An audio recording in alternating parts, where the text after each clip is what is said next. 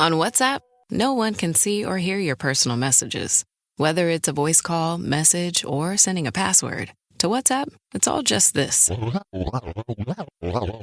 So whether you're sharing the streaming password in the family chat or trading those late-night voice messages that could basically become a podcast, your personal messages stay between you, your friends, and your family. No one else. Not even us. WhatsApp. Message privately with everyone.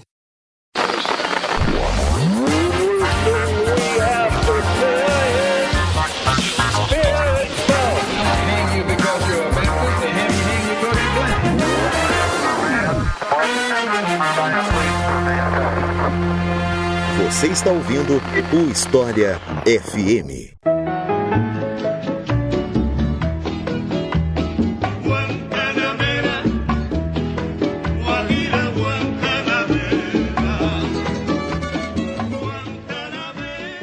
Che Guevara, uma das figuras mais conhecidas do século XX, para alguns uma figura polêmica. Esse é o tema de hoje do História FM. Eu sou Iclis Rodrigues e para falar sobre esse assunto, eu convidei o professor Newton Ferreira da Silva, a quem eu passo a palavra para se apresentar para vocês. Então, Newton, seja muito bem-vindo. Fique à vontade para se apresentar para o pessoal.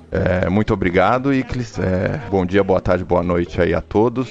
Agradeço muito o convite. É sempre um prazer falar sobre o Che Guevara, que é um dos meus objetos de estudo desde o mestrado. Inclusive, eu tive a felicidade de publicar um livro sobre ele. Então, é sempre um grande personagem que me chama a atenção, né? Inclusive, o próprio Jean Paul Sartre falou que é o ser humano mais completo do século XX. Então ele com certeza tem muito a nos ensinar, tanto a sua trajetória quanto o seu pensamento. Eu sou formado em Economia pela Unesp de Araraquara, depois fiz mestrado e doutorado em Ciências Sociais na Unesp de Marília. Então no mestrado, como eu já adiantei, eu fiz uma pesquisa sobre o pensamento do Che, e no doutorado eu continuei estudando a Revolução Cubana a partir do prisma da concepção comunista de Karl Marx e Engels.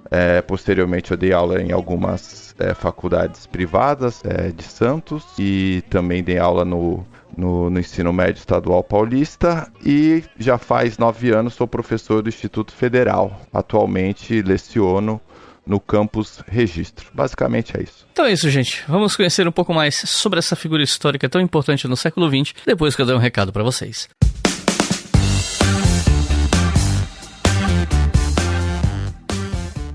Pessoal, recentemente eu fui no Instagram comentar com o pessoal lá que eu tô numa situação assim de um cansaço muito grande, passando por episódios de ansiedade, dores no peito, coisas que eu já não tinha há muito tempo, já tinha passado por isso, né, em anos anteriores, consegui me curar e agora estava voltando por conta do excesso de trabalho, de ansiedade. E uma das coisas que estava contribuindo com essa ansiedade crescente é que no último ano eu tinha perdido muitos apoiadores, né? Então, não que as coisas de um ponto de vista financeiro estivessem inseguras, mas isso às vezes é sintomático de que as coisas não estão indo bem e que dali pra frente a tendência é piorar, né? Então, é um alerta antecipado que começou a me deixar preocupado, né? Mas eu fiquei feliz de ver que o pessoal entendeu o meu lado, né? Do ponto de vista de entender que eu ia dar um tempo do Instagram, mas também muita gente, digamos que atendeu ao chamado, vamos colocar nesses termos, né? E começou a apoiar o programa, ou voltou a apoiar o programa, né? Então, eu queria fazer um agradecimento especial a todo mundo que apoiou, em especial nessas últimas 2 semanas, e fico feliz com o carinho, com o reconhecimento da qualidade do História FM, e eu espero que vocês que escutam gostem mesmo desse trabalho e continuem ouvindo daqui pra frente, né? É importante sempre poder contar com as pessoas no longo prazo, não apenas no curto. E se você que tá ouvindo quiser apoiar também, você pode fazer isso por apenas R$2 por mês. Essa semana passada, na verdade, eu estive no mercado vendo o preço de um macarrão instantâneo daquela marca bem famosa, que eu não vou dizer o nome porque não tá me patrocinando, e tava em promoção por, eu acho que era R$2,49, se eu não me engano. Ou seja, você consegue apoiar pagando menos que o preço de um macarrão instantâneo por mês esse trabalho educacional gratuito que é oferecido a milhares de pessoas. No final do ano dá R$24, é o preço de um cheeseburger numa lanchonete aqui da minha cidade. Isso em uma das lanchonetes baratas, né? Nas caras é mais que isso. Então, pelo preço de um x-salada por ano, você ajuda a manter o História FM no ar. beleza? E os nossos novos apoiadores e apoiadoras são Leonardo Oliveira, Ivan Bergamin, Daniel Anana, Kleber Souza, Rafael Bertolucci, Magno Carneiro, Juliana Olmo, Tatiana Rossella, Álvaro Rodrigues, Diego Peixoto, João Schmidt, Bernardo Phillips, Gabriela Guimarães, Rafael Oliveira, Estela Gonçalves, Lindinês Moura, Vini Mendes, Letícia de Menezes, Jordano Pereira, René da Luz, Carla Tsuyama, Tânia Córdova e Felipe Guzmão. Muito obrigado, pessoal. É graças a vocês que o História FM permanece existindo. E se você ainda não apoia, considere apoiar a gente lá em apoia.se/obrigahistoria. O link tá aqui embaixo na descrição também. Se você quiser fazer um apoio pontual, você pode fazer isso, sem receber recompensas, claro, pela chave Pix leituraobrigahistoria@gmail.com. Também tá aqui na descrição a chave Pix se você quer copiar, beleza? Então chega de papo e vamos pro episódio.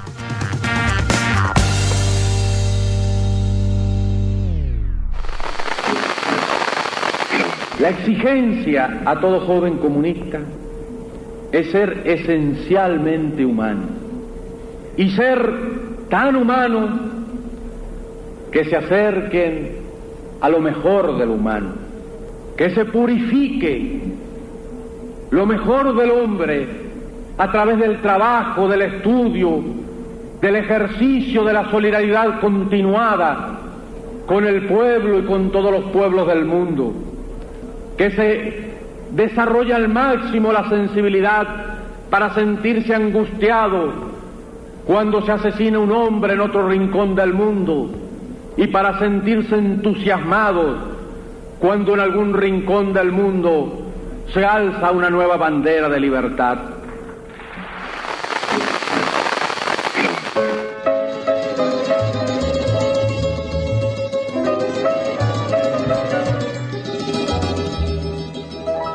Como de costume, em episódios biográficos, eu queria começar te perguntando sobre as origens do Che Guevara, né? Nome verdadeiro, lugar, data de nascimento, background familiar, juventude, essas coisas, né? Qual a origem do personagem que hoje nós chamamos de Che Guevara? Bom, ele nasce com o nome de Ernesto Guevara de La Serna, né? Ele é o primogênito de 5 filhos, de Ernesto Guevara Lynch e Célia de La Serna. Ele nasceu na cidade de Rosário, na Argentina, em 14 de junho de 1928.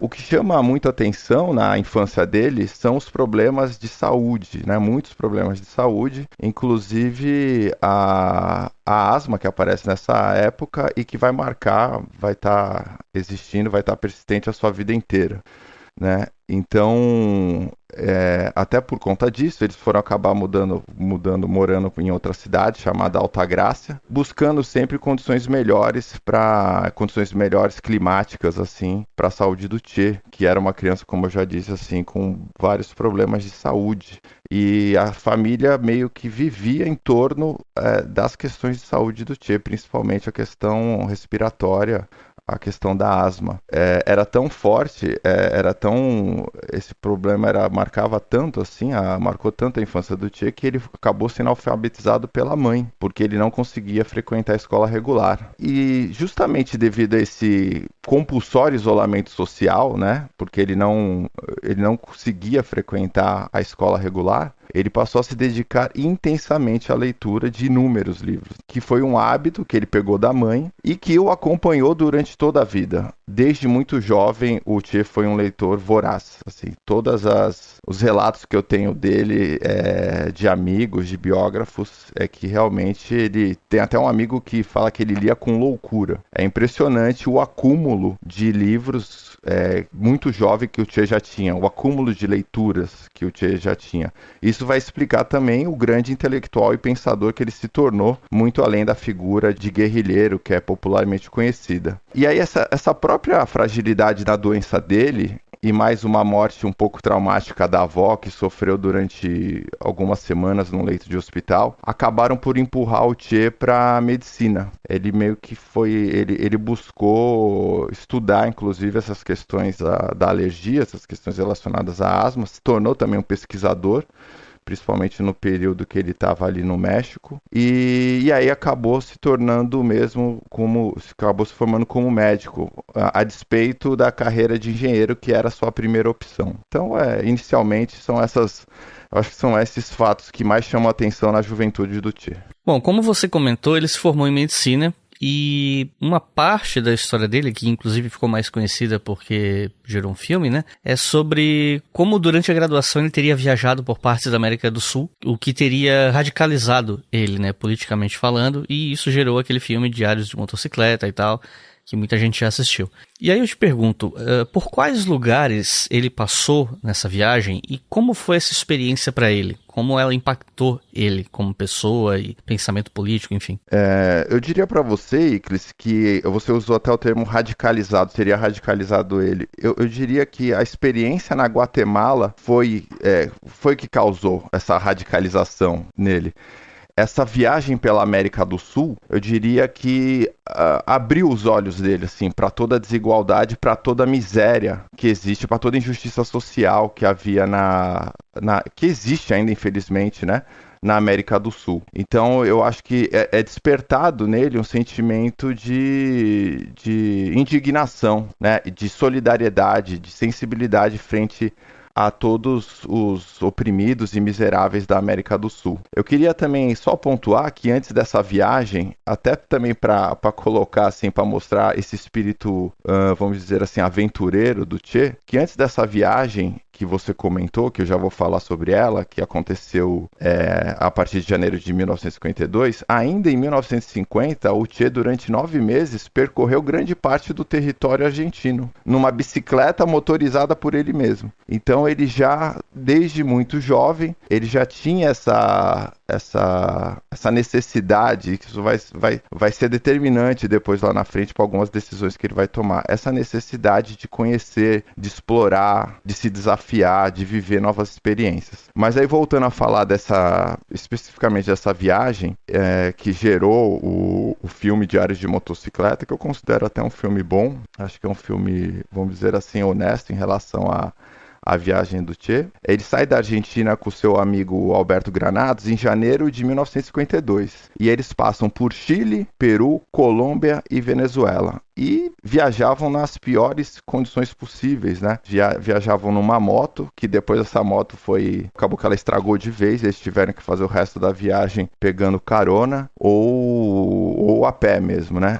E aí eles dormiam nas ruas, delegacias, hospitais, e quase sempre não tinham dinheiro. Então foi uma viagem assim que demandou deles bastante sacrifício e abnegação. Uma outra marca muito forte da personalidade do Che.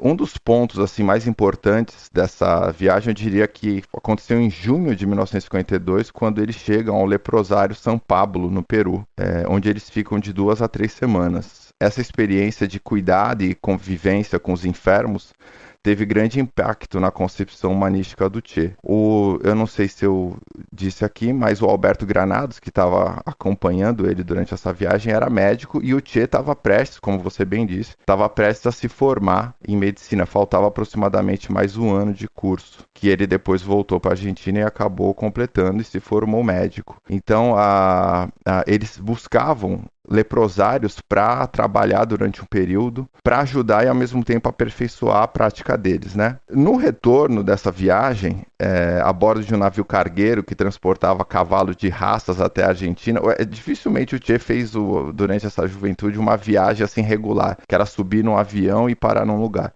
Ele conseguiu uma carona num avião cargueiro que transportava cavalos de raças até a Argentina. Só que esse avião apresentou problemas mecânicos numa escala em Miami e ele teve que forçosamente passar 20 dias nessa cidade dos Estados Unidos, o que ele considerou um dos piores períodos da vida dele. Foi muito difícil, segundo o relato dele. Então, ao conhecer os rincões perdidos e miseráveis da América do Sul, ele teve despertada a sua consciência política e social, a sua indignação e a sua necessidade de fazer algo a esse respeito. Essa viagem realmente foi determinante assim para a construção da personalidade do Che Guevara.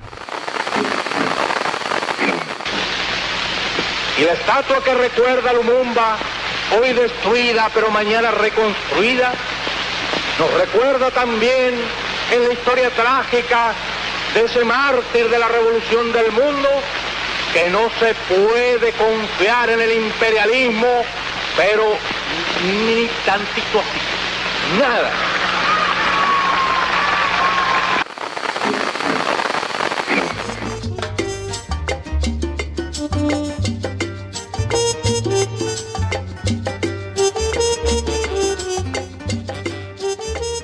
Você até já mencionou isso, e aí eu quero pular para esse tópico, que é o período que ele passou na Guatemala, nos anos 50, e ele estava lá bem durante o governo do Jacobo Arbenz, quando esse governo foi derrubado, né? O Che presencia o golpe de 1954, que aconteceu com o apoio da CIA para atender aos interesses da United Fruit Company. E tem episódio aqui no podcast sobre os golpes com apoio da CIA na América Latina, para quem quiser ouvir. Eu acho que é o episódio 54, não sei, por aí. Mas enfim, como é que foi essa experiência pro Che Guevara? E aliás, foi lá que ele conheceu a primeira esposa, né? Sim, ele conheceu a exilada peruana Hilda Gadea durante essa viagem à Guatemala. Hilda foi uma grande parceira dele, que também, onde ambos tiveram, assim, nesse relacionamento, muitas trocas intelectuais, tinham ideologias e interesses políticos muito próximos e que passaram a aprofundar cada vez mais essa relação a partir desse encontro na Guatemala. E sim, também essa experiência mostrou a Che, na Guatemala, depois desse golpe sofrido pelo Jacobo Arbenz, como você bem disse, mostrou para o Che que dentro da institucionalidade burguesa dificilmente haveria algum tipo de mudança mais importante que beneficiaria ou que mudaria realmente a condição de superexploração e miséria dos povos aqui da América Latina. Então, ali é onde realmente o Che se radicaliza, onde ele percebe que não tem saída dentro da institucionalidade burguesa, porque a partir do momento em que há avanços sociais, necessariamente a burguesia local vai se juntar à burguesia estrangeira, né, com o apoio da CIA, que, como você também afirmou logo acima, para dar um golpe e para sempre manter o status quo de dominação e exploração. E essa é a história, né, da América Latina. 10 anos depois, algo parecido foi acontecer aqui no Brasil. Então, vamos dizer assim, que é o fim das ilusões, né? As últimas ilusões do Che ficam na Guatemala. E a percepção da necessidade da luta via processo revolucionário ganha força e forma dentro dele, né? Vivendo, ele passou muito tempo na Guatemala, e aí depois do golpe na Guatemala, ele tem que se exilar, porque ele já estava envolvido ali na cena política progressista, na cena política de esquerda, e aí ele teve que se exilar e já vai embora da Guatemala sem mais nenhuma ilusão, já sabendo que por esses caminhos institucionais, burgueses, os povos explorados da América Latina jamais conseguiriam sua libertação, jamais conseguiriam melhores condições de vida e de trabalho. O caminho teria que ser pelo processo revolucionário. Ele sai da Guatemala, vai para o México. Na cidade do México, ele conhece o Fidel Castro e o Raul Castro, através de cubanos que ele já conhecia e tal. Aí eu queria te perguntar como é que foi esse tempo do Che no México, a relação dele com o Fidel e outros cubanos que fugiram para o México e tal. E por que Fidel estava lá? Inclusive, essa é outra questão que eu acho que vale a pena ser mencionada. Bom, esse foi um período muito intenso e muito importante na vida de Che Guevara. Vários fatos, assim, fundamentais ocorreram aí. Inclusive, o próprio casamento dele com a Hilda Gadea e o nascimento da sua primeira filha, que ficou conhecida como Hildita. E também foi no México que o Che, junto com os guerrilheiros liderados pelo Fidel Castro, fez toda a preparação para sua futura expedição, que vai depois, lá no Grama, depois dá para falar mais a respeito disso, vai invadir Cuba em novembro de 1956.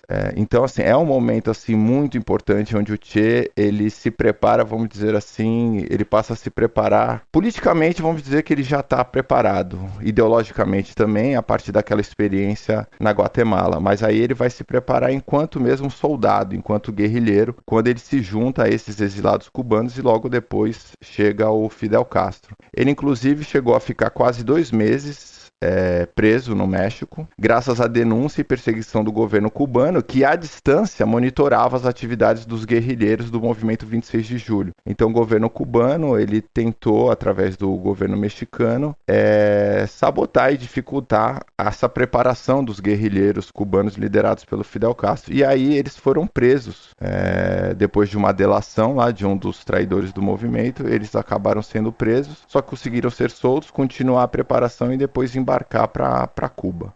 Fidel escolheu o México para se exilar e para preparar seu retorno armado a Cuba. E ele faz isso porque na América Latina, uma América Latina com muitos ditadores, com golpes ocorrendo em profusão, o México ainda era considerado um país mais seguro para se conseguir preparar esse movimento que ia voltar para Cuba e ia derrubar a Batista. E o Fidel estava lá porque ele também estava exilado. Ele tinha sido condenado pelo assalto ao quartel Moncada em 1953, lá em Cuba, onde ele já organizou um ataque militar a alguns quartéis de Cuba que tentava derrubar o Fulgêncio Batista. Esse ataque ao quartel Moncada e outros quartéis acabou sendo debelado pelo governo Batista. Muitos revolucionários que atuavam com Fidel acabaram sendo assassinados e o Fidel acabou sendo julgado e condenado à prisão. Acabou conseguindo escapar da morte. Inclusive, aquele texto excelente que eu recomendo a todos que leiam, A História Me Absolverá, do Fidel, que é a peça de defesa que ele apresenta durante o julgamento dele, após ele ter sido preso nessa tentativa de assalto ao quartel Moncada e derrubada do Fulgêncio Batista. Então ele escreve A História Me Absolverá, que é uma grande aula de história de Cuba e uma grande aula de direito, assim, para quem quer ver assim uma defesa assim muito bem fundamentada. O Fidel era um grande gênio assim político, estratégico, né? Então ele, após ser condenado, ele faz essa defesa brilhante, inesquecível, que virou livro. Após ser condenado pelo assalto ao quartel Moncada, ele é condenado.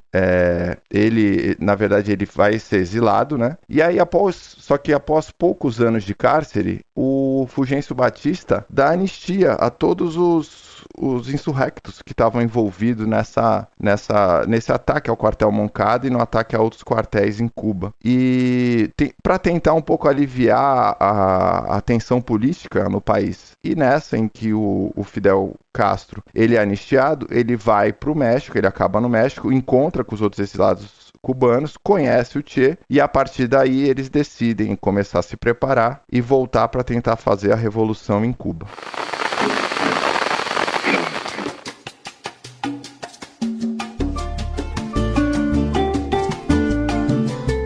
Pois é, gente. Inverno chegou com tudo. Eu não sei aí onde você mora, mas aqui no litoral de Santa Catarina, onde eu moro, eu tô passando um frio desgraçado. Passo o dia inteiro com um casaco de lã, que inclusive eu tô usando agora. Tá cheio de pelos no meu cachorro. E às vezes eu até durmo com esse casaco por conta do frio. Mas sabe o que eu uso por baixo desse casaco? Uma Tech T-shirt da Insider. Eu já falei muito do conforto térmico dela no calor em outros programas, mas no frio eu tô gostando muito de usar por causa do conforto tátil. Então quando eu uso a Tech T-shirt embaixo do casaco, parece que eu não tô usando nada por baixo, né? Mas a Insider também tem moletom, tá? Casaco, calça. E você pode adquirir todos esses produtos que tem uma qualidade gigante com o cupom HistóriaFM, que dá 15% de desconto. História FM tudo junto, sem acento, ali na hora de fechar a compra e a mágica tá feita. Ou, melhor ainda, você pode acessar a Insider pelo link que tá na descrição desse episódio, que aí o cupom é aplicado automaticamente. Confia em mim quando eu te digo que você vai passar um inverno mais confortável usando a Insider.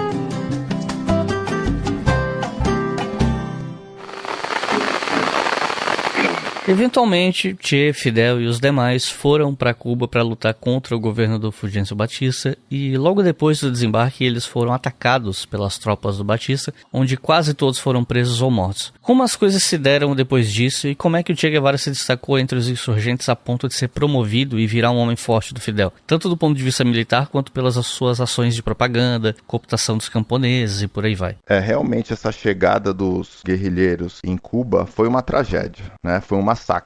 Para você ter uma ideia, dos 82 homens que partiram no Grama, que foi o iate que os levou do México até Cuba, restaram apenas 12. E por que aconteceu isso? Porque eles não esperavam que iam demorar tanto para chegar do México até Cuba. Havia uma expectativa que se chegasse em poucos dias e acabou demorando 12 dias. salvo engano. Isso fez com que toda uma preparação que havia do lado do movimento urbano, liderado pelo Frank País em Cuba, que era justamente para facilitar o desembarque deles, tudo isso acabou sendo perdido, né? Então houve um atraso de vários dias na chegada a Cuba, que desorganizou a proteção e a cobertura que o núcleo urbano do movimento 26 de julho daria ao grupo de guerrilheiros. E aí, como eu disse, o Frank País era o responsável por essa organização das mobilizações e dos ataques do movimento nas cidades. Era uma forma de tirar a atenção do governo desses guerrilheiros que estavam a bordo do iate Grama, para que eles conseguissem desembarcar com mais segurança e para que eles conseguissem se estabelecer e se organizar no território cubano. Mas o que aconteceu foi uma tragédia em um massacre. Acabou que toda essa movimentação organizada pelo Frank País aconteceu dias antes da chegada, porque o Grama chegou muitos dias depois do esperado. Então todo aquele movimento acabou se perdendo e aí todo o exército batistiano já estava preparado, já estava aguardando a chegada dos guerrilheiros no Grama. E aí aconteceu isso que eu acabei de falar, né? Um massacre. E sobre essa questão, assim, como o Che se destacava?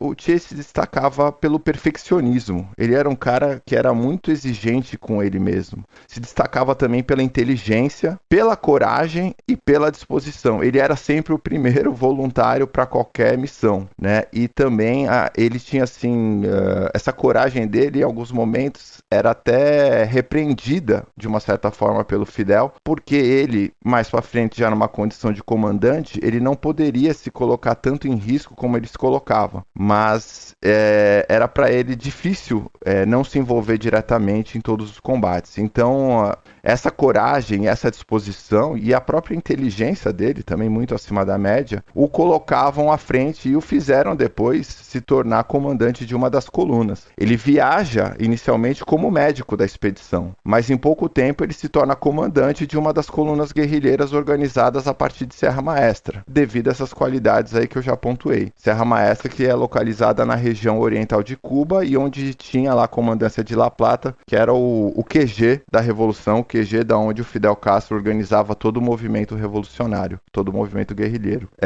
Inclusive, eu queria até adicionar uma informação. Segundo o coronel Alberto Baio, que foi o responsável pelo treinamento dos guerrilheiros ainda em território mexicano, o Che era o melhor aluno disparado, era o aluno nota 10, o melhor de todos, justamente por essa abnegação, por essa dedicação e por essa, assim, cobrança, por essa autocobrança, assim, ele tinha uma autocrítica muito forte. Ele cobrava muito dos outros, mas ele se cobrava muito também. Ele era um verdadeiro, assim, exemplo para todos, né? Porque ele era sempre o primeiro a se dispor, a se voluntariar e sempre estava disposto às tarefas mais difíceis e mais perigosas, onde quer que elas estivessem. Aproveitando que você falou disso, a minha próxima pergunta tem alguma relação com isso, que é o seguinte: ele às vezes é tomado como uma figura ambígua por alguns até certo ponto, porque ao mesmo tempo que ele era muito preocupado com as injustiças e as dores do povo pobre e tal, ele também era muito rígido em termos de impor disciplina, tanto durante a guerrilha que levou à Revolução, quanto depois da própria Revolução ser bem sucedida e tal. E enquanto algumas pessoas veem isso como uma características antagônicas, digamos assim, outros entendem que é possível que essas duas posturas possam coexistir, né? Então eu queria te perguntar o que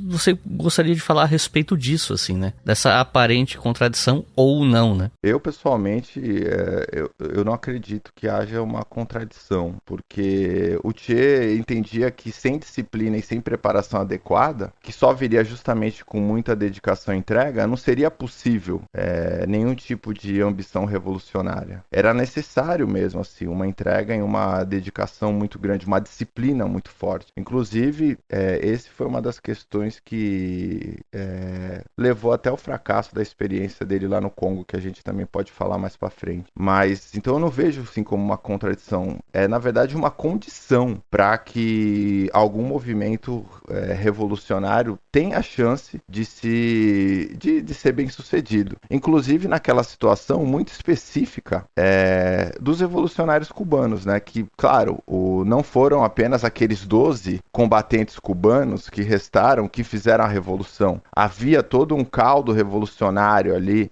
vamos dizer assim, uma vontade popular muito grande por mudanças radicais em Cuba. Havia uma herança ali desde da Guerra de Independência, ainda no século XIX, uma vontade muito grande de se libertar do jugo imperialista, né? Mas assim, é muito difícil imaginar que sem disciplina, sem preparação adequada, um grupo ali que com poucos guerrilheiros conseguiria fazer o que eles fizeram. É um feito realmente inacreditável, assim, e histórico. Mesmo lembrando novamente que não foram apenas eles que fizeram a revolução, né? Eles foram, vamos dizer assim, a ponta de lança, a vanguarda, a parte mais avançada. Mas havia também setores vários outros movimentos sociais, setores urbanos do movimento 26 de julho que concorreram e colaboraram naturalmente para uma revolução dessa monta, né? Não se faz uma revolução radical e se mantém no poder como a Revolução Cubana sem grande adesão popular. E foi isso que ele conseguiu. Então, assim, eu não vejo mesmo assim uma contradição. Eu acho que na verdade é uma condição. Não se consegue fazer uma mudança importante sem esse tipo de disciplina e abnegação, porque as forças eram muito desproporcionais, né? Eles estavam lutando contra um exército regular apoiado pelos Estados Unidos, que tinham aviões, tinham tanques, milhares de soldados muito bem armados, e depois, como eu falei, dessa tragédia do desembarque do Grama, restaram dos guerrilheiros 12, então eles tiveram que começar quase do zero. Sem disciplina, isso não seria possível. E como é que foi a participação dele dos momentos finais que levaram ao sucesso da derrubada do Fulgêncio Batista e o começo da Revolução Cubana? E como é que foi esse começo de revolução, né? Então, minha pergunta é mais sobre os momentos finais que culminam na Revolução e o começo do pós-revolução, né? A participação do Che nos momentos finais da Revolução foi fundamental. Foi determinante para a capitulação do governo do Fulgêncio Batista e para a fuga dele, ali em 31 de dezembro. Ele, na verdade, a ação dele em Santa Clara, que é uma cidade ali que fica ali no meio de Cuba, é fundamental, porque sem essa atitude que ele tem lá, sem a derrubada do trem blindado que foi enviada pelo governo Batista, assim, talvez como último recurso, como última medida para evitar o avanço dos revolucionários liderados pelo Fidel, a derrubada desse trem blindado, que é um marco assim na Revolução Cubana, determina praticamente o fim da guerra revolucionária. E quem lidera a tomada da cidade de Santa Clara e a derrubada desse trem bélico blindado, que carregava 350 homens do exército do Batista e mais e muitas armas e muitos alimentos, quem organizou é a coluna comandada pelo Che Guevara. Então o Che Guevara ele passa a liderar uma coluna guerrilheira, né? Ele chega como eu já falei, ele chega como médico, ele se apresenta como médico, ele é o médico da expedição revolucionária, mas logo ele se torna comandante de uma coluna, e essa coluna liderada pelo Che é responsável pelo golpe final na ditadura do Fulgêncio Batista. A partir dali acabou. A partir dali abre-se caminho para a viagem que o Fidel vai fazer lá de Serra Maestra até Havana. Essa é uma viagem que ele vai fazendo por terra e que vai demorar cerca de uma semana. Se eu não me engano, ele chega em 8 de janeiro em Havana, o Fidel. Mas esse caminho só é liberado através dessa vitória. Então essa cidade acabou se tornando a cidade símbolo, a cidade do Che Guevara, né? É a cidade onde tem um monumento gigante, uma estátua enorme do Che Guevara, mas é muito grande mesmo. Eu já tive a felicidade de ir lá. Uma estátua muito bonita, muito bem feita, e onde também estão os restos mortais do Che, que foram encontrados na Bolívia em 1997. E lá também há um museu, onde vamos dizer assim, que Santa Clara, que é esse capítulo final assim da Revolução Cubana é a cidade do Che, né? É lá onde se respira de maneira mais forte o espírito do Che Guevara, né? A mensagem do Che Guevara, a personalidade dele. E lá a gente também consegue ver esse trem que foi derrubado, né? Então eu diria assim que foi como eu disse assim, foi o golpe final na ditadura do Fulgêncio. Eu acho que se não consegue se derrubar esse trem blindado e fazer esses 350 soldados do governo do Fulgêncio Batista se renderem, dificilmente a guerra terminaria ali, né? Tomar Santa Clara foi o passo assim mais importante dos momentos finais da guerra de guerrilha da Revolução Cubana. Quando aos primeiros dias, primeiros dias e meses assim da Revolução, eles foram muito conturbados, né? Porque houve uma fuga em massa ali de Cuba, de uma parte da população, inclusive de muitos técnicos que atuavam nas indústrias. Então, Cuba teve uma grande desorganização econômica e industrial nesse período. E até resolver esses problemas demandou-se um certo tempo, porque não havia conhecimento técnico. Nesses primeiros dias, o Che foi nomeado presidente do Banco Central. Posteriormente, ele viria a ser o ministro das Indústrias. Mas, num primeiro momento, ele é presidente do Banco Central, que era algo que talvez ele nem almejasse tanto. Há até uma piada a esse respeito, eu não sei se é verdade ou não, uma história um pouco engraçada a esse respeito, que o Che parece que tá numa reunião ali do Estado-Maior, do Exército Rebelde, já liderado pelo Fidel, em janeiro de 1959, em Havana, e aí o Fidel pergunta se há algum economista ali na mesa, né, entre os presentes. E aí o Che levanta a mão, talvez não estivesse prestando muita atenção, não tenha ouvido direito o que o Fidel falou, ele levanta a mão. Então ele falou assim, então tá bom, Che, você vai ser o presidente do Banco Central. Aí ele, como assim eu vou ser presidente do Banco Central? Você não falou que é economista? Aí o Che fala, não, eu falei que eu era comunista. E isso é uma história que não sei se é verdade ou não, mas é engraçado. De qualquer forma, o Che se tornou o presidente do Banco Central nesses primeiros anos, depois ele acaba partindo pro Ministério das Indústrias. Logo que a Revolução começa, Che Guevara foi escolhido para aplicar a justiça revolucionária, e esse período costuma ser o mais lembrado pelos detratores do Che e da própria Revolução Cubana, né? Mencionando as execuções e tal. E até onde eu tenho conhecimento, parte dessas execuções, inclusive, tinham aprovação grande por parte do povo cubano, né? Só que Che, ele ainda hoje, né? Muita gente critica, às vezes com um olhar um pouquinho anacrônico, às vezes não, mas existe uma crítica aqui a respeito da questão de como a Revolução Cubana lidou com a questão da homossexualidade, né? Porque alguns opositores mais conservadores acusam Che de executar os homossexuais, mas pesquisadores em geral da Revolução Cubana rechaçam essas alegações de execução, mas acusam Che de punir homossexuais de outras maneiras, como trabalhos forçados em campos e tal. E se por um lado essa preocupação com a questão da comunidade LGBT ela é mais recente na história, pelo menos nos moldes que a gente conhece hoje, né? Por outro lado, já havia quem visse isso com maus olhos naquela época, enfim. Eu queria pedir para você explicar pra gente como é que foi esse processo, sobre essas críticas que existem hoje a respeito disso, de o que é que acontecia baseado na tua leitura sobre esse assunto, enfim. Fica à vontade para comentar. O Che Guevara realmente foi escolhido para supervisionar esses julgamentos, né? Para realizar a chamada justiça revolucionária. Não era ele que julgava, mas houve julgamento, principalmente de torturadores e assassinos que matavam e executavam pessoas durante a Guerra Revolucionária, que durou aproximadamente 2 anos e culminou com a queda do Fulgêncio Batista e a ascensão do movimento 26 de julho ao poder, liderado pelo Fidel Castro. Então, houve o julgamento, sim.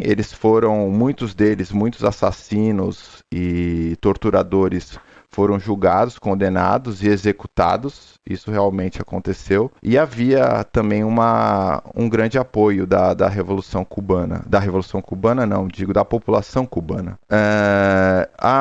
O Fidel Castro, ao comentar esse período, né, ele não chega a criticar a questão dos julgamentos. Ele considera que foi algo que deveria acontecer. Foi um julgamento de crimes de guerra, vamos dizer assim, né?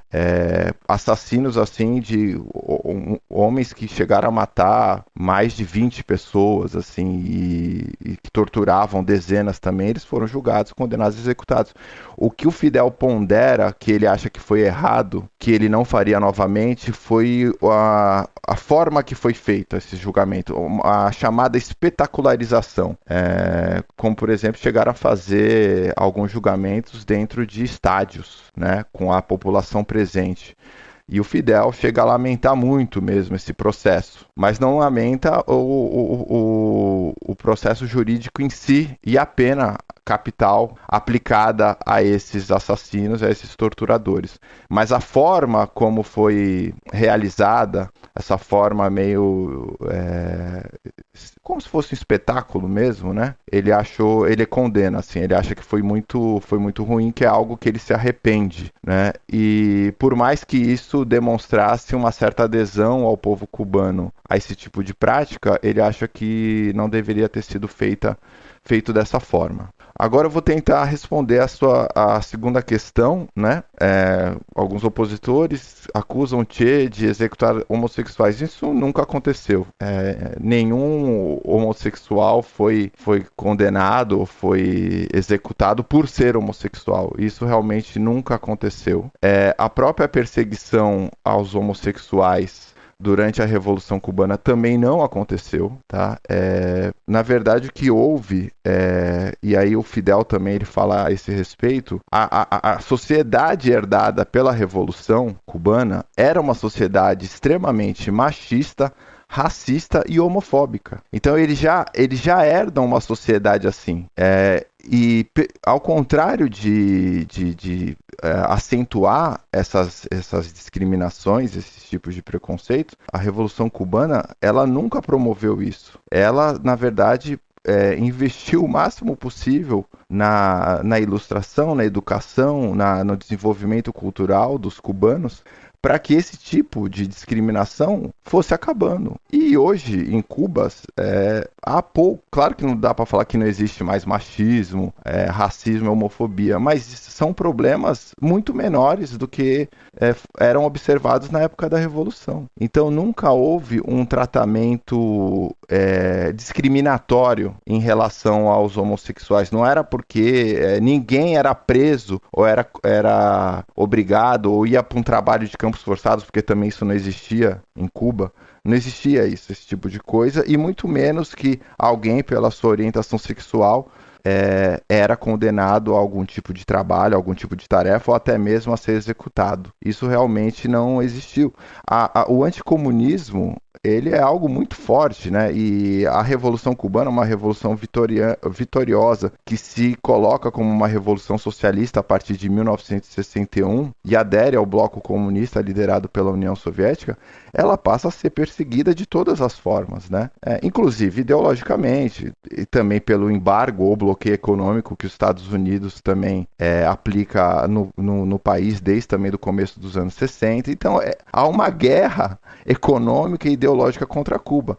E esse tipo de mentira que é disseminada faz parte dessa guerra, dessa propaganda anticomunista, né? Os detratores da Revolução, eles têm que encontrar formas de macular, né? De tirar o apoio que grande parte dos povos do mundo dão para a Revolução. Então, o Fidel, ele fala assim, de maneira bem clara, que esse tipo de discriminação jamais foi promovido pela Revolução, mas que foi algo que existia ali na sociedade e que talvez ali no momento de certa efervescência revolucionária social, algumas pessoas individualmente tenham praticado atos talvez de homofobia, de racismo, de machismo, mas que jamais isso foi uma política da Revolução Cubana. Isso realmente não existe e não consta nada, nenhum documento, nenhuma fala que relaciona o Che a qualquer tipo de comentário ou iniciativa homofóbica. Realmente isso é muito mais algo relacionado a uma propaganda anticomunista e anti-Cuba. La bestialidad imperialista. Bestialidad que no tiene una frontera determinada ni pertenece a un país determinado. Bestias fueron las hordas hitleristas, como bestias son los norteamericanos hoy, como bestias son los paracaidistas belgas, como bestias fueron los imperialistas franceses en Argelia.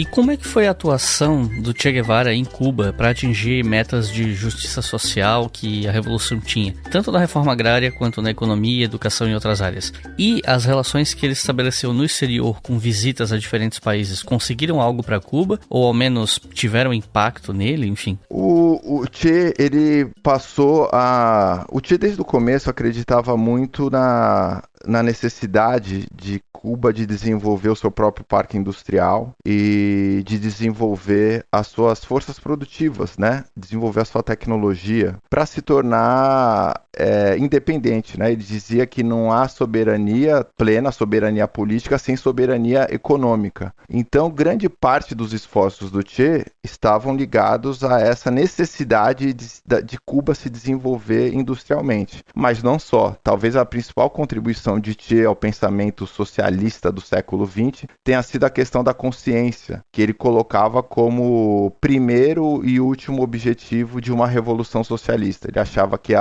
o processo revolucionário só faria sentido se gerasse homens e mulheres mais conscientes, homens e mulheres novos, que viveriam numa nova civilização, que teriam novas relações de produção, novas relações de produção baseadas em cooperação, em solidariedade, assim como também relações sociais na gestão, na administração da coisa pública. Então o Che tinha claro para ele que havia esses dois movimentos que deveriam caminhar e que eram muito importantes: a questão da real desalienação, conscientização, né, emancipação do povo cubano, e a questão também da economia, a questão do desenvolvimento econômico. E era uma situação ali muito difícil, porque Cuba era um capitalista miserável, vinha uma sociedade capitalista miserável, terceiro-mundista, pouco industrializada, né, muito agrária, era praticamente um quintal dos Estados Unidos, né,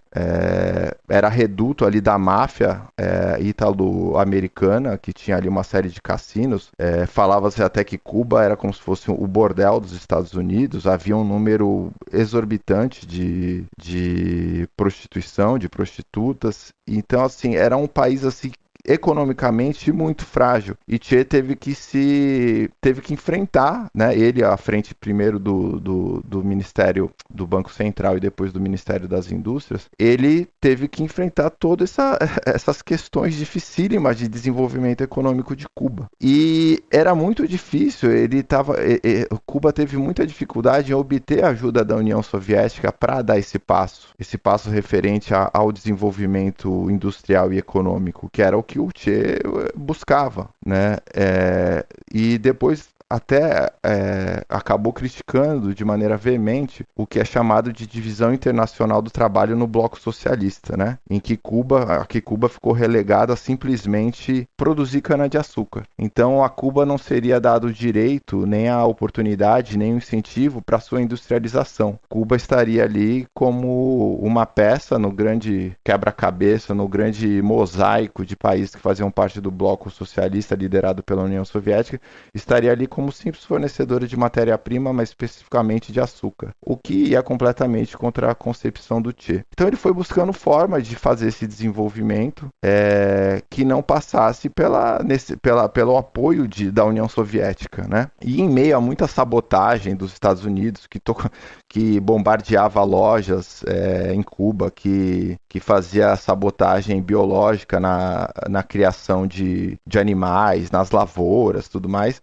ele foi tentando fazer a economia se desenvolver. E aí ele apelava muito assim na força do exemplo, na educação e nos estímulos morais, né? Ele acreditava que essa mudança na consciência já poderia começar a vir a partir do exemplo, que a vanguarda deveria ser para a população. E ele mesmo, enquanto vanguarda da Revolução, ele se colocava como um exemplo. Ele participava ativamente, por exemplo, dos programas de trabalho voluntário, né? Ele era esse exemplo que ele tanto falava que era importante. E a educação também, para ele, era fundamental. Ele dizia assim que estudar é a primeira obrigação revolucionária, porque é a partir da educação que as pessoas vão se conscientizar e vão estar preparadas para lidar com os problemas do cotidiano, seja ali no trabalho, nas questões técnicas, seja nas questões políticas, né?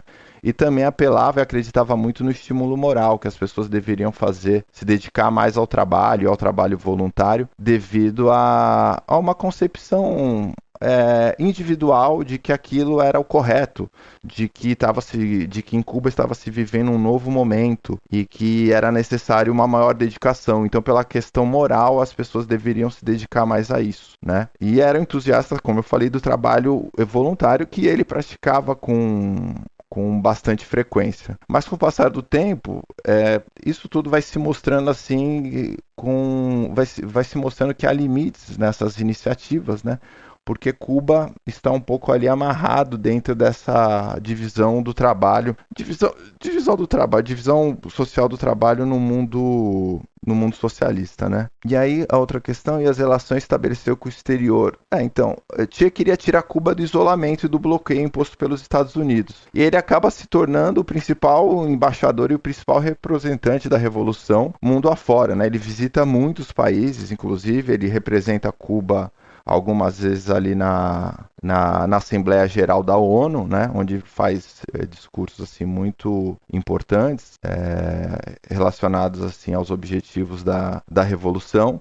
E o Che, ele acaba vindo aqui para o Brasil também. Há uma célebre foto, né, ele ali ao lado do Jânio Quadros. Ele vem aqui para o Brasil. E essas viagens, como eu disse, elas acabam tendo o objetivo de tentar dar um fôlego para Cuba, desafogar, tirar a asfixia que os Estados Unidos colocavam sobre Cuba, asfixia econômica, principalmente, né? Fora as sabotagens, como eu já falei, a Cuba foi alvo assim do terrorismo norte-americano assim diversas vezes, né? Eram muitos ataques que vão desde desses ataques às indústrias, às fábricas cubanas, até a pecuária, tudo que era tipo de ataque os Estados Unidos submeteram a Cuba, né? Como verdadeiro estado terrorista.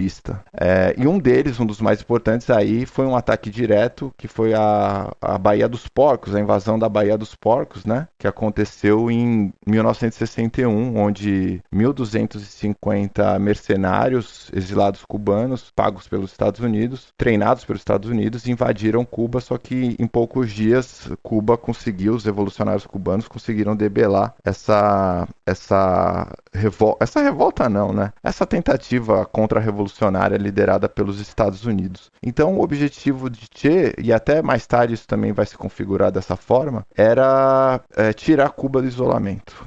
Fazer com que os Estados Unidos conseguir apoio de outros países e também fazer mais para frente com que os Estados Unidos não ficassem concentrando todas as suas forças apenas na destruição da Revolução Cubana. A própria ida à África também, num desses périplos mundiais que ele fez, despertou em Che uma visão de que o continente possuía um potencial revolucionário muito grande. Isso também mais para frente vai determinar uma outra decisão que Che vai tomar. A crise dos mísseis teve um enorme impacto na visão que o Che Guevara tinha sobre a União Soviética, e diga-se de passagem, ele dizia que se os mísseis fossem de fato cubanos, ele teria lançado esses mísseis nos Estados Unidos, né? Você pode falar sobre essa questão da crise dos mísseis? Sim, claro. Essa crise dos mísseis, ela está ligada diretamente aos episódios que eu narrei, na última questão, principalmente a invasão da Baía dos Porcos, porque havia um plano dos Estados Unidos para retomar Cuba para os norte-americanos, para tornar Cuba novamente o quintal dos estadunidenses. E então a questão das invasões e da sabotagem, elas estavam colocadas na ordem do dia. A qualquer momento os Estados Unidos poderiam invadir Cuba. Tentou invadir através desses mercenários cubanos e não conseguiram, todos eles foram presos, mas estava na ordem do dia. A qualquer momento os Estados Unidos poderiam tentar novamente a invasão da ilha, o assassinato de Fidel Castro e a tomada do poder, para colocar ali um títere ali a mando do Império Norte-Americano. E aí, nesse contexto, Cuba aceitou que fosse colocado ali uma série de mísseis atômicos, né, nucleares, que poderiam alcançar os Estados Unidos, como uma forma de tentar desestimular novas invasões norte-americanas. Então Cuba aceitou o envio, né, por volta de 36 projéteis russos que teriam alcance de chegar no território dos Estados Unidos. E fez isso para autodefesa, para tentar evitar com que o Kennedy ordenasse novas invasões ao território cubano. E aí ficou-se um momento muito tenso, talvez um dos momentos mais tensos da Guerra Fria, provavelmente o momento mais tenso da Guerra Fria, porque ao saber desses projéteis que estavam ali instalados em Cuba e que poderiam alcançar o território norte-americano, o Kennedy ordena um bloqueio naval a Cuba. A ilha fica completamente cercada por navios norte-americanos. E, ao mesmo tempo, a União Soviética manda por volta de 87 navios também militares ao encontro de Cuba. Então, a possibilidade ali de um confronto entre as duas marinhas era muito grande. Então, o tensionamento mundial subiu muito. Sem consultar Fidel Castro e sem consultar o Che Guevara, sem consultar ninguém no governo cubano, Khrushchev e Kennedy fazem um acordo e Khrushchev aceita retirar todos esses mísseis que estavam lá instalados em Cuba. O que provocou uma grande frustração no Fidel e uma grande revolta no Che Guevara. Ele achava que Cuba tinha o direito de ter aqueles mísseis como defesa. Não havia a intenção de necessariamente lançar, né? Eu desconheço, por exemplo, essa informação de que o Che falou que teria lançado aos Estados Unidos. Pode ser que ele tenha falado, mas seria uma espécie de suicídio nacional, porque se os cubanos lançam esses mísseis nos Estados Unidos lançam 4, 5 bombas atômicas no pequeno território de Cuba e acaba com tudo. Acho que não faria sentido, né? Cuba iniciar um confronto militar, ainda mais com mísseis nucleares contra os Estados Unidos. Isso realmente junta. O Che tinha várias críticas assim, à União Soviética. Uma delas era essa destinação dada a Cuba dentro da divisão, essa divisão da produção no bloco socialista. Aqui Cuba cabia simplesmente a produção de açúcar. Outra coisa foi justamente o que ele achou que foi uma capitulação da União Soviética frente aos Estados Unidos. Após a retirada dos mísseis, ficou combinado de que o Kennedy, o governo dos Estados Unidos, não mais tentaria invadir Cuba. Foi esses os termos da negociação, né? Mas isso revoltou o Che, achou que tirou a autonomia, porque os mísseis estavam lá já em território cubano. Como é que eles podem simplesmente decidir que vão retirar e vão lá retirar sem autorização do governo cubano, né? Então, essa era uma outra questão. Outra crítica também que o Che faz à União Soviética era a forma com que a sociedade soviética ainda era muito regida ali pela lógica, vamos dizer assim, não capitalista, mas pela lógica da produtividade, pela lógica simplesmente do aumento da produção por si só, sem buscar criar algo novo, sem buscar criar novas relações de produção, como se fosse simplesmente quase que uma reprodução do sistema capitalista, só que com controle do Estado, né, da burocracia stalinista, né? Na época já não era mais Stalin, mas da burocracia soviética, da burocracia do Partido Comunista da União Soviética. Então havia muitas divergências assim do Che em relação à União Soviética. E essa foi mais uma assim que o revoltou bastante, porque mexeu com a soberania, né, com a capacidade de autodeterminação de Cuba. Fidel, numa das críticas que faz a essa atitude unilateral, essa decisão unilateral do Khrushchev, ele diz que ele poderia, se ele fosse chamado à mesa para negociar junto com os Estados Unidos e a União Soviética, haveria muito mais, eles poderiam ter colocado muito mais condições que seriam mais benéficas para Cuba em relação aos Estados Unidos. O que não aconteceu e que mexeu assim de maneira bem... que balançou as relações entre Cuba y la Unión Soviética. Como es de todos conocido, después de la tremenda conmoción llamada crisis del Caribe, los Estados Unidos contrajeron con la Unión Soviética determinados compromisos que culminaron en la retirada de cierto tipo de armas, que las continuas agresiones de aquel país, como el ataque mercenario de Playa Girón y las amenazas de invadir nuestra patria, nos obligaron a emplazar en Cuba en acto de legítima e irrenunciable defensa.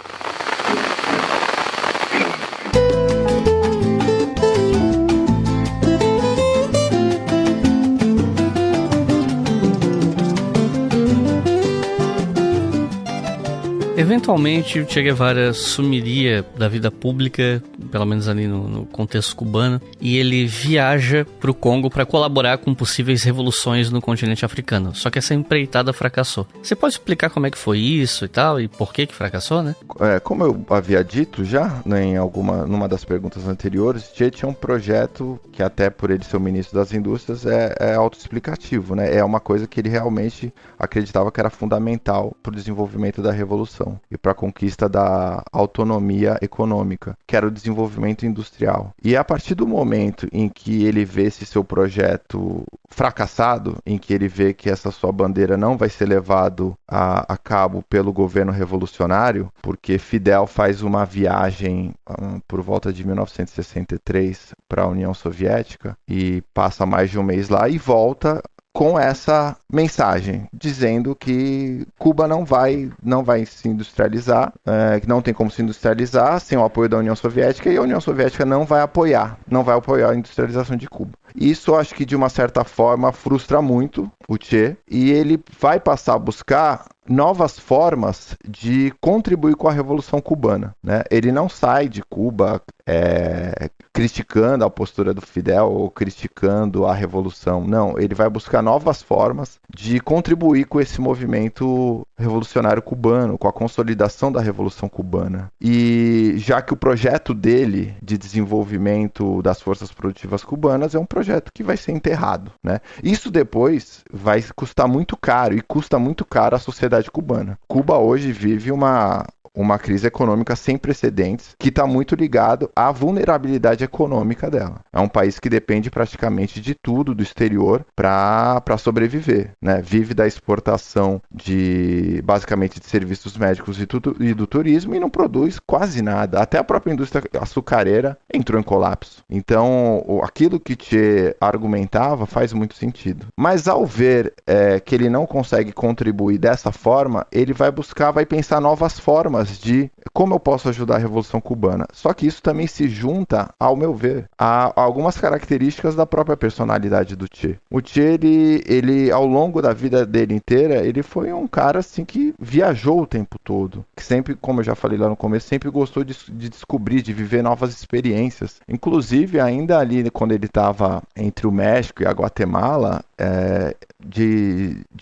em 22 meses ali de troca de correspondências, ele falava em viajar, ele comentou que ia fazer viagens em mais de 160%, 160 vezes, 160 citações. Então a questão de sempre estar viajando o tempo todo, em todas as cartas que ele mandava para familiares ou para amigos e amigas, ele comentava de viagens, mesmo quando ele já estava até combinado assim com o Fidel de que estava na empreitada do movimento 26 de julho, ele ainda ficava assim especulando sobre novas viagens. Então essa é uma característica do Che, essa característica de exploração, de conhecer novos povos, novas culturas. E eu acho que isso também pesou, porque o trabalho ali também burocrático do dia a dia o consumia de uma forma que estava o esgotando, de uma forma que o deixava infeliz. Então eu acho que junta uma conjuntura econômica e política com alguma preferência pessoal, uma característica da personalidade dele, para ele sair de Cuba. E aí, o que ele pensa em fazer? Aí tem aquela célebre frase, né, de criar 1, 2, 3 Vietnãs, que é uma forma de tentar desafogar a pressão que os Estados Unidos fazem ali diretamente contra Cuba. Porque, ao mesmo tempo, a partir do momento que ele sai de Cuba e passa a ter novos projetos insurrecionais, revolucionários, guerrilheiros, ele vai fazer com que os Estados Unidos também tenham que desviar seu foco para esses novos focos de insurgência. E então ele, a partir dessa concepção, ele vai pensar assim, que país que eu posso fomentar, qual país que eu posso fomentar um novo projeto guerrilheiro de tomada do poder. E aí a ideia dele era, no final das contas, acabar na Argentina, que é o país que ele nasceu. Mas antes, fazia sentido do ponto de vista da estratégia política e até guerrilheira, ele passar na Bolívia. E ele queria muito, o Fidel fala, quando ele está comentando sobre isso, ele usa o termo impaciente. Muitas vezes ele diz que o Che estava muito impaciente, que ele queria ir logo entrar novamente numa expedição revolucionária, um novo projeto guerrilheiro revolucionário. E aí o Fidel tenta assim, acalmá-lo, assim, falando que ainda não havia condições na América, mais especificamente na Bolívia, e que ele tem que aguardar, porque não há condições ainda objetivas. Não está preparado ainda, não há uma... Como Cuba estava assim, praticamente, a guerrilha cubana, ela é quase que uma continuação da guerra de independência que começou 100 anos atrás. Então o povo cubano está lutando pela sua independência de fato,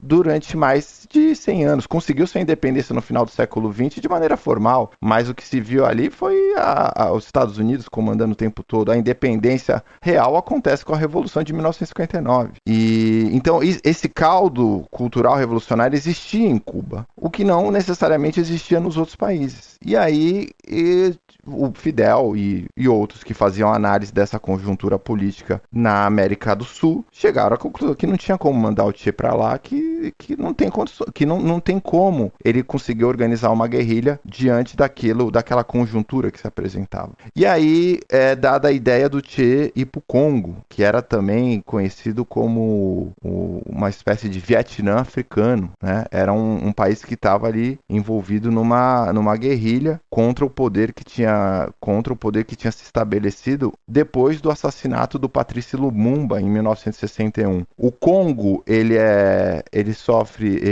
consegue a sua independência em 1960, e em 1961 Patrice Lumumba, que é um líder anticolonial, nacionalista, até que vai dar nome depois a uma universidade na União Soviética, tamanha importância dele, ele é assassinado. E aí sobe no poder governantes que são, só para variar, né, afins, que estão dispostos a seguir a cartilha europeia e norte-americana, né? E aí cria-se guerrilhas a partir do ideário de Lumumba para retomar uma evolução, uma evolução da sociedade mais pautada na soberania real, né? Para concluir, de fato, aquele processo de independência que foi interrompido com o assassinato do Patrice Lumumba. Então, é um país que parece que tem condições de acolher as aspirações de contribuição do Che. E, ao mesmo tempo, serviria como uma espécie de laboratório de preparação dos guerrilheiros que chegariam eventualmente à Bolívia. Então, juntando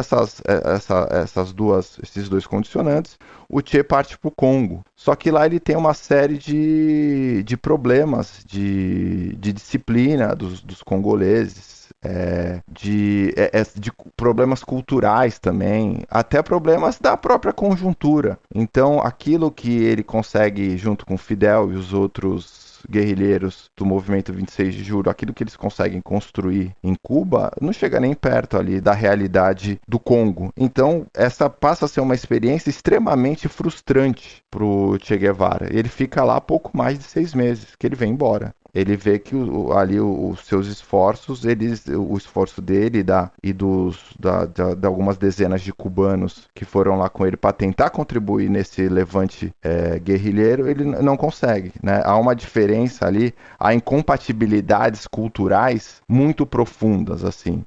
E a questão da disciplina, como a gente já havia dito ali mais acima, que era tão cara ao Che, ela também se torna determinante, porque ele não consegue ver essa dedicação e essa disciplina nos combatentes congoleses. Então ele acaba vindo embora para depois ir para Bolívia. Ele passou por alguns lugares, voltou para Cuba, visitou a segunda esposa, deixou uma carta para os filhos para ser lida para eles quando ele morresse, inclusive uma carta muito bonita e tudo. E eu queria aproveitar essa deixa, não só pra gente falar dessa carta e tal, mas também falar um pouco mais sobre a vida pessoal do Che, porque ele se separou da primeira esposa depois da Revolução. Ele estava tendo um caso, inclusive, com a segunda esposa, com quem viria a ser a sua segunda esposa, né? Teve filhos, uns 2 casamentos e tal. E eu queria trazer esse ponto porque, assim, agora há pouco eu mencionei uma crítica que a direita conservadora faz ao Che, né? De, porque matava homossexuais, não sei o quê, que você já comentou, que não procede e tal. Mas existem críticas a Che Guevara que partem de uma perspectiva de esquerda, né? Que partem da esquerda política ou de parte da esquerda, pelo menos. E uma dessas críticas que eu já vi, especialmente vindas de uma esquerda feminista, no caso, é a de que o Che Guevara largava esposas e filhos para ficar indo, né, atrás dos seus planos revolucionários, colocando isso sempre em primeiro lugar e deixando as esposas cuidando dos filhos e tal. Só que alguns consideram que isso é uma virtude, né, uma demonstração de que ele era tão apaixonado pelos seus ideais que ele sacrificava o conforto do lar, uma boa posição na política cubana e até a própria família pelos seus ideais e tal, né. Então eu queria pedir para você comentar um pouco mais sobre esse assunto e tal, o que é que você poderia falar a respeito. Comentando aqui sobre a primeira parte, né, que tá aqui, ele passou por alguns, que você comentou que ele passou por alguns lugares, voltou a Cuba, né, visitou a segunda esposa e deixou uma carta para os filhos, para ser lida para eles quando ele morresse, e deixou aquela famosa carta para o Fidel também. Só para também acabar com a última resposta que eu estava dando, ele sai do Congo e não vai direto para Bolívia, ele volta de novo para Cuba, até como tá escrito, até como você comentou, e aí depois ele vai novamente para Bolívia. Especificamente sobre essa questão, eu acho que é muito mais uma demonstração mesmo de desapego, assim, no sentido de que não desapego que ele não sentia nada, mas numa questão maior de dedicação à causa revolucionária, né? Uma causa, assim, vamos dizer, uma causa maior. Claro que ele tinha uma relação ótima com as duas mulheres dele, às vezes um pouco conturbada, inclusive com a primeira esposa, há relatos disso, que era um pouco mais conturbado, e também há um relato de que a separação, quando ele já vai para Cuba com o Fidel lá e os outros guerrilheiros, ele já está praticamente separado da primeira esposa, né? E aí depois, posteriormente, no processo do movimento revolucionário em Cuba, ele vai conhecer a sua segunda esposa. E eu sou mais adepto, então, desse pessoal que acredita que isso é uma virtude dele, porque é muito difícil, né, abandonar esposa e filhos. E ele o faz por uma causa maior, né? Ele dedica a sua vida, a sua inteligência, a sua capacidade intelectual, guerrilheira, um homem assim de muitas qualidades, à libertação dos povos, né? Então acho que é a libertação da classe trabalhadora, a acabar com toda essa desigualdade, com toda essa injustiça social e econômica que a gente ainda observa na América Latina. Então eu vejo assim como uma grande qualidade. Eu acho que talvez uma outra pessoa não consiga, a maior parte das pessoas talvez não consigam fazer isso, mas eu não consigo julgar, né? Quem sou eu também para julgar o Che Guevara, mas eu acredito que é completamente compreensível, inclusive na carta que ele escreve para o Fidel, que vai ser lida depois. Ele escreve essa carta em abril de 1965, mas ela só vai ser lida em outubro do mesmo ano, porque o Fidel está lá numa cerimônia de lançamento do novo comitê central do Partido Comunista Cubano, e aí o pessoal, cadê o Che? Aí ele lê essa carta que o Che escreve para o Fidel. E aí o Fidel vai lá na carta e coloca assim que deixa com a esposa e os 5 filhos, né, que ele teve na verdade teve 4 filhos, o primeiro com a Hilda, e aí depois teve mais 4 com a Leida, né, que foi a segunda esposa dele. E aí ele deixa claro assim, que ele vai para essa nova empreitada revolucionária, né, mas ele tá tranquilo porque ele sabe que tudo o que a família dele necessitar, tudo que os filhos dele com a lei daí, que a lei da necessitar, o Estado cubano vai prover. Tá? Então ele tem uma consciência em relação a isso, não é simples para ele. Ele tinha uma relação de muita dedicação também aos filhos, de muito carinho, apesar que ele também, ao mesmo tempo, tinha que se dedicar a construir uma nova sociedade, né? Era um contexto assim muito que demandava muito dele, mas que eu acho que assim que é completamente compreensível e tem muito a ver com a característica, com a personalidade do Che, esse sentimento mesmo de abnegação, de sacrifício, de dedicação, de ser coerente com o que ele acreditava, de ser consequente com as ideias. Eu acredito nisso, eu acho que é necessário expandir a revolução, os movimentos guerrilheiros ao redor do mundo, então eu vou me colocar na linha de frente, eu não vou apenas falar, né? Eu não vou ficar aqui apenas vivendo uma vida familiar e burocrática, eu vou me colocar de novo à disposição do grande objetivo final dele, que era uma revolução proletária mundial, internacional, né? Então, eu compreendo até quem faz esse tipo de crítica, mas eu acredito que nada mais é do que uma continuidade, assim, uma coerência da própria personalidade do Che, né? E que bom que ele foi assim, porque ele teve um impacto assim positivo em várias experiências revolucionárias ao longo da história, né? Ele é uma grande inspiração, na verdade, para todos nós de esquerda que queremos mudanças radicais e verdadeiras aqui nesse mundo capitalista que caminha para a extinção, né? Então, acho que vale a crítica de quem quer fazê-la, mas não penso da mesma forma. Eventualmente, Che foi parar na Bolívia, como até você já comentou e tal. E aí eu queria pedir para você falar, assim, sobre a ida para lá, do porquê que ele foi para lá, apesar, né, daqueles prognósticos de que não havia ali um contexto propício para a revolução, mas ainda assim ele foi. O plano dele, como é que foi esse tempo lá e, claro, né, o eventual assassinato de Che Guevara. O que você pode falar sobre esse período da Bolívia? Depois de ele sair do Congo, ele volta, então, como eu disse, ele volta ali para Cuba e aí passa a se organizar novamente, vai para Bolívia. E assim, eu considero, vendo hoje, né, à distância e já tendo lido a opinião e a análise de vários especialistas, que houve um problema na análise de conjuntura ali do governo cubano ao enviar o Che. Mas me dá a impressão também que era algo assim que ele queria muito e que ele iria quase de qualquer forma. Então, também eu tenho a leitura de que ao governo cubano, ao Fidel Castro, não ficou muita opção assim em não ajudar o Che. Ele estava disposto realmente a sair do país e entrar em uma nova empreitada revolucionária guerrilheira. E aí, para análise ali do grupo revolucionário que estava organizando essa nova expedição, a Bolívia era um país assim com estratégico, para que a partir dali a revolução se espalhasse por todo o subcontinente sul-americano. Então, a análise era que a Bolívia era estratégica, ali, até do ponto de vista regional geográfico. Porém, isso não se mostrou factível no dia a dia.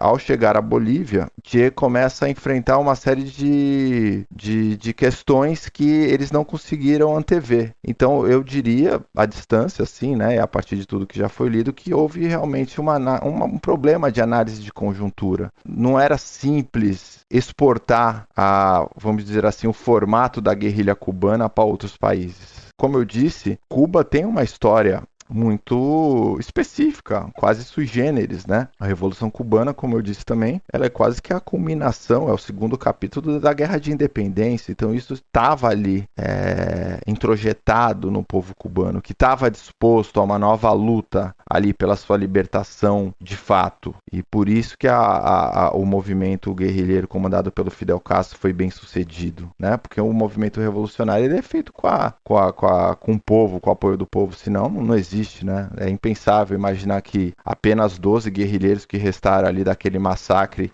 do desembarque do Grama iriam fazer uma revolução. Não, há toda uma conjuntura, todo um caldo histórico que desemboca nesse processo revolucionário e que é organizado por essa vanguarda. né? Que tem como mérito essa capacidade de organização e tem como mérito também subir nesse bonde da história quando ele passa. Porque eles também poderiam não aproveitar toda essa conjuntura, essas condições objetivas para a Revolução, e Cuba talvez estivesse da mesma forma, mas não, eles tiveram a coragem de entrar nesse processo que estava nessa conjuntura e tentar guiar e contribuir da melhor forma que pudessem. Então, eu digo assim que o Che, dentro dessa ida, tanto para o Congo quanto para a Bolívia, ele talvez, por essa vontade enorme de voltar a percorrer e viajar e ter novas experiências em outros países, ter novas experiências relacionadas também à revolução, à guerrilha, ele acaba meio que indo em condições não ideais. Isso se mostrou no Congo e se mostrou também na Bolívia. E era uma coisa que já era alertado pelo próprio Fidel e pela inteligência cubana a ele ainda no ano de 65, antes de ele ir para o Congo. E eu imagino que em poucos meses, e os meses que ele passou no Congo, essa conjuntura não ia se alterar muito na Bolívia. Então, talvez tenha tido ali uma certa negligência em relação ao que estava posto. Ignorou-se ali aquelas condições, né? Um dos apoios fundamentais que a guerrilha liderada pelo Che deveria ter lá na Bolívia seria o do Partido Comunista Boliviano, né? Do Mário Monge. E ele não teve esse apoio. Esse dirigente boliviano, ele encontra com o Che e ele pede para ser o líder dessa empreitada aí, dessa coluna, desse comando revolucionário guerrilheiro que está lá em Cuba, que já está lá na Bolívia. E o Che não aceita. O Che, ele fala que ele é o comandante e que ele vai aqui liderar todo esse processo de guerrilha, quem sabe ali para tomar o poder na Bolívia. E a partir daí o Partido Comunista Cubano também começa a se afastar, e isso causa muitas dificuldades. Então, ao mesmo tempo que a gente vê que em Cuba há todo esse caldo histórico que eu falei, e há também toda uma inteligência, uma habilidade estratégica e política do Fidel, que construiu uma série de acordos políticos com os mais variados setores progressistas de Cuba, né, que fez com que eles apoiassem essa ponta de lança que era o Exército Rebelde, que era o movimento revolucionário 26 de julho, na Bolívia não teve isso. Na Bolívia há um isolamento dos guerrilheiros. E aí não vai funcionar, né? Porque aí eles viraram presas fáceis para o exército boliviano, novamente ajudado pela CIA e pelo exército dos Estados Unidos. Então, eu diria que esse isolamento sofrido pela guerrilha foi o principal fato que levou à prisão e depois à execução do Che. O Che ainda é preso com vida, ferido, mas ele é preso com vida. No dia seguinte vem uma ordem da CIA, do governo dos Estados Unidos, para que o Che fosse executado. E ele é executado, né? No dia 9 de outubro de 1967. Então, alguns meses depois de chegar à Bolívia, a guerrilha comandada por ele chega ao fim e ele acaba falecendo. Outro ponto também que eu acho importante lembrar e ressaltar é que alguns anos antes, na década anterior, nos anos 50, a Bolívia já tinha passado por uma reforma agrária. Então, talvez as propostas trazidas por aquele movimento guerrilheiro revolucionário não tivessem tanta adesão e tanto apelo junto aos trabalhadores do campo na Bolívia. Isso é mais um fator que vai levar àquela ideia de que não havia conjuntura, que foi uma avaliação conjuntural incorreta, né?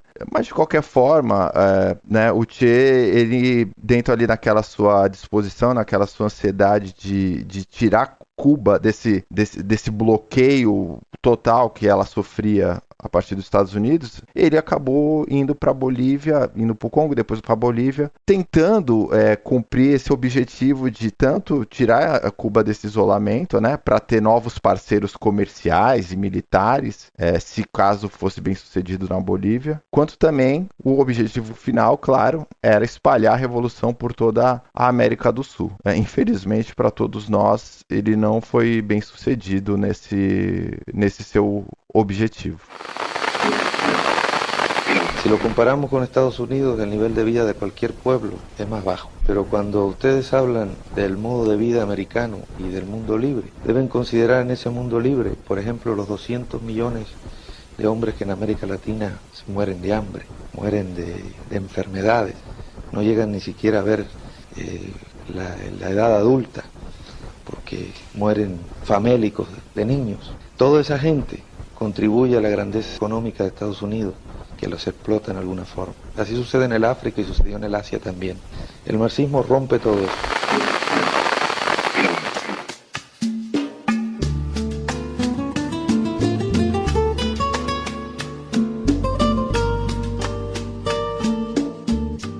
Para terminar, eu queria te perguntar qual foi o legado de Che Guevara, tanto em Cuba quanto fora dela, o legado inclusive intelectual, que eu sei que é uma área que você pesquisa bastante, enfim. Pensando em termos de legado e ideias que ficaram para a posteridade, o que é que você gostaria de comentar? Eu acho que o Che, ele deixa um tipo de legado relacionado ao exemplo dele, ao que ele foi como pessoa, a esse espírito mesmo de abnegação e sacrifício por uma grande causa, essa coerência dele entre pensar algo e realizar algo, essa fidelidade aos princípios, sabe? Ele era um grande, assim, ser humano, em vários aspectos, era um grande intelectual, né? Um cara que, como eu disse, lia com loucura, né? Então ele tinha uma bagagem cultural e intelectual enorme. Isso se mostrou até nos próprios textos que ele vai escrever ali no calor da Revolução.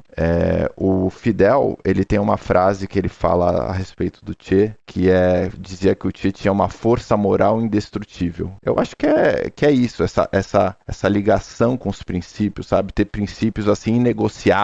Eu acho que esse é o exemplo da figura do Che. E essa indignação com a injustiça social, com a injustiça econômica, aonde quer que ela ocorra, né? Não importa, o Che era um comunista internacionalista. Não importa se ele não estava pensando só em Cuba ou só na Argentina. Ele estava pensando no mundo todo, né? Em toda essa expoliação vivida há séculos, principalmente pelo hemisfério sul global, né? Que sofre rapinagem, roubo, superexploração do hemisfério norte há séculos, né? Então essa indignação, esse não aceitar o que é errado, esse posicionamento em frente a qualquer injustiça e essa firmeza com seus próprios princípios, eu acho que esse é o principal legado dele. Um grande ser humano, como vou repetir aqui, né, o Sartre, o ser humano mais completo do século XX. Eu acho que esse, assim, é uma grande pessoa, assim, e que fez muito, né? Acho que essa coerência dele é algo, assim, incrível. E a inteligência dele também, que se mostra na contribuição que ele dá, uma contribuição efetiva que ele dá para o pensamento marxista e socialista do século XX. O Che Guevara, através dos seus textos e discursos, textos bem interessantes, ele vai trazer uma espécie de novidade ou de frescor àquele chamado marxismo, ao chamado marxismo do século XX, ou então aquela experiência soviética, ou aquele marxismo que era aplicado, aquele marxismo muito sui generis que era aplicado, ali, um marxismo bem mecanicista, que era bem engessado, que era aplicado ali na União Soviética. E ele vem trazer a questão da consciência, a importância de não simplesmente criar uma sociedade que vai produzir mais, como é o caso da União Soviética, e vai distribuir de maneira mais igualitária os frutos do trabalho, da coletividade. Não, ele dizia que era importante ir além disso, era criar uma nova civilização, né?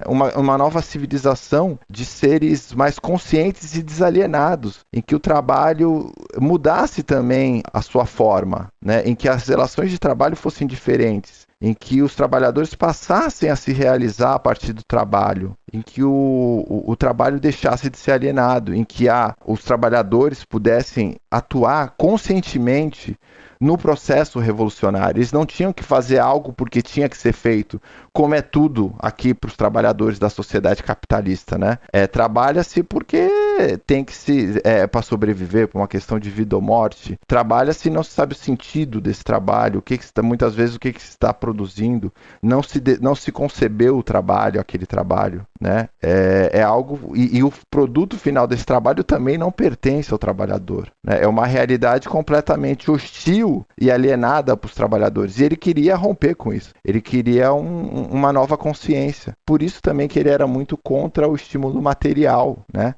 Ele achava que o estímulo material era uma espécie de categoria capitalista dentro da experiência socialista. Ele achava que os trabalhadores, por consciência, deveriam se dedicar mais horas ao trabalho, né? Ou participar ativamente assim do processo revolucionário. Então, inclusive, ele meio que organiza um debate econômico que ocorre entre os anos de 1963 e 1964 em Cuba, em que o Charles Bettelheim, o Ernest Mandel, entre outros intelectuais, eles vão discutir como organizar a economia cubana. E nesse debate, né, que acontece principalmente através de publicações de artigos em revistas do governo cubano, ele coloca a importância de não se apelar tanto aos estímulos materiais e mais à questão moral, mais à questão da consciência, né? Também dizendo que é possível se desenvolver as forças produtivas ao mesmo tempo que se desenvolve uma nova consciência. Você não precisa necessariamente, como alguns advogavam no marxismo do século XX, não precisavam necessariamente primeiro desenvolver as forças produtivas, a tecnologia, a produtividade, para a partir daí criar uma nova consciência. Não, então a consciência era uma grande assim, obsessão para o Che Guevara. Ele queria que a participação da população, tanto na vida cotidiana, quanto ali na produção, fosse algo consciente, que eles tivessem sabendo o que eles estavam fazendo. Então, assim, ele é um pensador que deve ser realmente considerado. Então, acho que tem a figura assim, histórica, talvez a mais importante do século XX, ou uma das mais. Fidel Castro também tem um papel determinante no século. Então a figura dele, assim, como uma pessoa muito ética, muito coerente com seus princípios, e o pensamento dele. Eu acho que o pensamento, esse frescor que ele traz assim pro marxismo do século XX, para pensar. Ele é um cara que está pensando uma transição socialista de um país miserável, subdesenvolvido, no calor da luta, né? Enquanto ele está pensando tudo isso, ele está defendendo Cuba de uma série de ataques dos Estados Unidos, ele está viajando o mundo, tentando tirar o isolamento, acabar com o isolamento de Cuba. Então, toda essa dedicação à causa trabalhadora, todo esse exemplo dele como pessoa e o próprio pensamento dele, eu acho que são os maiores legados dele. Ele é um grande exemplo. Eu acho que ele é um grande exemplo, um grande ser humano que nos inspira a todos. Nosotros queremos construir el socialismo. Nos hemos declarado partidarios de los que luchan por la paz. Nos hemos declarado dentro del grupo de países no alineados, a pesar de ser marxistas-leninistas, porque los no alineados como nosotros luchan contra el imperialismo. Queremos paz. Esta disposición nueva de un continente de América está plasmada y resumida en el grito que día a día nuestras masas proclaman como expresión irrefutable de su decisión de lucha, paralizando la mano armada del invasor. Proclama que cuenta con la comprensión y el apoyo de todos los pueblos del mundo y especialmente del campo socialista encabezado por la Unión Soviética. Esa proclama es patria o muerte.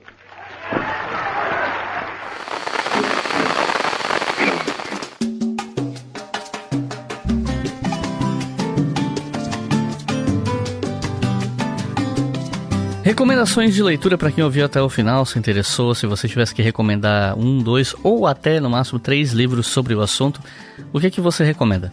Bom, Iclis, eu começaria aqui pelo livro que me inspirou a começar minha pesquisa mais profunda sobre Che Guevara, que o nome é justamente O Pensamento de Che Guevara, que foi escrito pelo Michel Levy, né? Um sociólogo importante que nós temos, é um sociólogo brasileiro importante que hoje mora na França, mas que escreveu um livrinho bem interessante que me inspirou a buscar, que até fez com que eu descobrisse que o Che tinha uma contribuição teórica relevante no pensamento socialista do século XX, né? Então é o que abre o caminho assim para mim, é o que me inspira a pesquisar mais sobre o Che. Até então, como muitas pessoas, eu via muito o Che como aquela figura mítica, revolucionária, como um grande comandante guerrilheiro, que ele foi também, mas aí de repente eu descubro o grande intelectual, o grande humanista, o grande pensador que ele é e a grande contribuição que ele dá para o marxismo do século XX. Outro livro, aí mais específico da biografia, mais biográfico mesmo, do Che, que eu acho assim, é um livro assim, que se aprofunda em vários detalhes da vida do Che, que muito bem escrito e muito interessante, é o livro chamado Ernesto Guevara, também conhecido como Che. É do Paco Inácio Taibo II. Esses dois livros que eu indiquei, eles foram editados, publicados pela Expressão Popular. Eu não sei se eles estão esgotados ou não, porque eu já os adquiri há muitos anos atrás, mas são dois livros que eu acho assim bem bacanas para se aproximar do pensamento e da figura do Che Guevara. Por último, aí eu gostaria de indicar o livro que eu escrevi, que a partir da minha dissertação de mestrado, eu escrevi um livro, foi publicado em 2013, que se chama Che Guevara e a Construção do Homem Novo na Revolução Cubana, que trata justamente dos principais aspectos do pensamento do Che e dessa busca dele em criar o novo, em criar homens e mulheres novos diante de uma revolução socialista, né? Que uma revolução socialista só faria sentido, só seria bem sucedida se na sua construção e ao final dela houvesse uma nova civilização, novas mulheres e homens com uma nova consciência, com uma nova moral, com novos princípios bem distantes daqueles que são colocados aí que existem na sociedade capitalista. Esse livro, então, como eu disse, foi publicado em 2013, ele foi publicado pela editora universitária Leopoldiano. A última vez que eu vi, ele estava disponível no site da editora. Não sei se ainda está, mas alguns meses atrás eu dei uma olhada e ainda está. Eu acho que são 3 livros que podem contribuir bastante para quem tiver interesse em se aproximar dessa figura histórica, dessa figura importantíssima aí para todos os povos oprimidos do mundo, que ainda, como eu disse, nos inspira a todos para essa figura do Che Guevara, que sempre vale a pena, acho que sempre vale a pena se aproximar de tudo relacionado ao Che, desde o seu exemplo até o seu pensamento.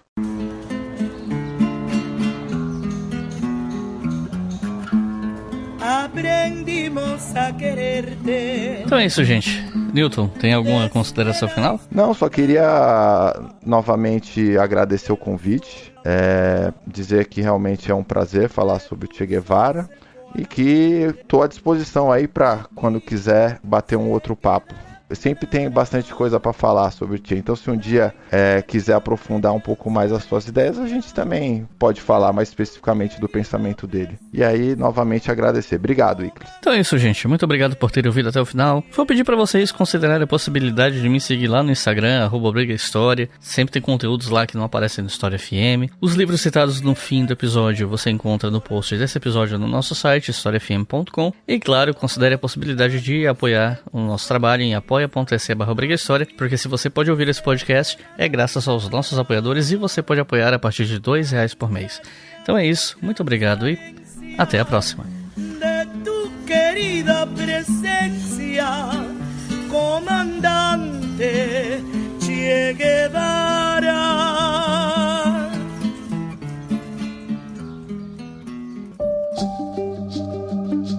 O História FM é uma produção do canal Leitura Obriga História. Apresentação, Iclis Rodrigues. Edição, Samuel Gambini. Roteiro, Iclis Rodrigues. O financiamento deste programa é realizado pelos nossos colaboradores em apoia.se/Obriga História.